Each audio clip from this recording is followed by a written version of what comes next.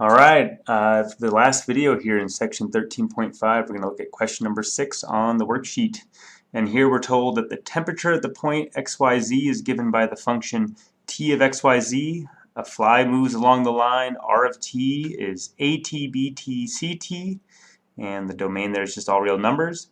So part A asks us to write the derivative d temperature d time in terms of these partial derivatives, tx, ty, tz, and these coefficients a, b, and c coming from our line equation.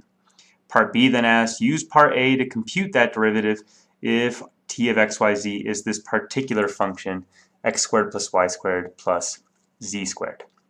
Okay, so I've drawn a picture up here to illustrate what's going on. So we have this really poorly drawn fly moving along this straight line path in space, and the line equation is given in vector form, right? And its component functions are at, bt, and ct.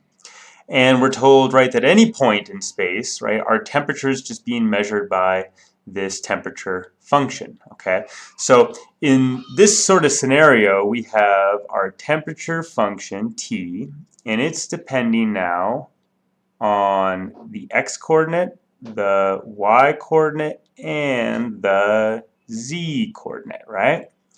And then, since we're restricting our motion along this straight line path, these then also depend on t, right? So, like we've been doing for functions of two variables, right, we can consider these intermediate rates. So I'm going to have, say, partial t, partial x, and then dx dt. And then I'm going to have partial t, partial y, and then this is going to be dy dt down here. And then lastly now, I'm going to have a partial t, partial z, and then a dz dt. Okay, and what the chain rule is going to say in this sort of scenario is really just going to do exactly what we did before with two variables, except now we're just going to get this extra product here. Okay, so up here, I'll go ahead and record that. We're going to have d temperature with respect to time. So that's going to be what? Well, I'm going to go ahead and take the product of the rates in blue. So del t del x times dx dt plus del t del y dy dt, and then lastly we're going to have this third product, del t del z, and then dz dt. Okay, and you can think about each one of these individual products as like the change in temperature with respect to time in the respective direction. So this would be like the change in the x direction, the y direction, and the z direction.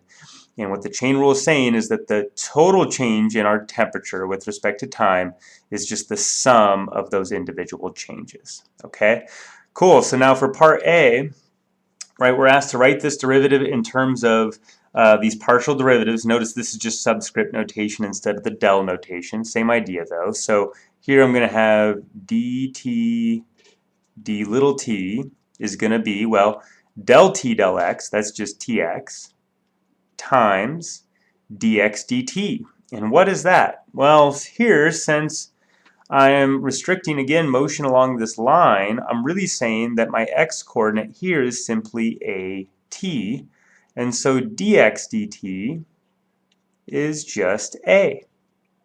So this would be a. And then likewise, right, del t del y, that's my ty. What's that going to be for dy dt? Well, it's just going to be b. And then del t del z, that's just tz, times dz dt, that's going to be c. And that would do it, okay, nothing more to it. For part B, okay, now we're just going to apply this result to this specific function, x squared plus y squared plus z squared. All right, so what's that going to look like? It's going to look like the following. This derivative now would be, well, what's tx here? If I differentiate this with respect to x, Y and Z are constants, so I'm just going to get a 2x times a. Then the y derivative, that would just be 2y times b. And then the z derivative would be 2z times c. I'll go ahead and just factor out the 2 there and write the inside as ax plus by plus cz, and that's really it. Alright, great. Well, that's going to do it for this video and for this section. I will see you in 13.6 next.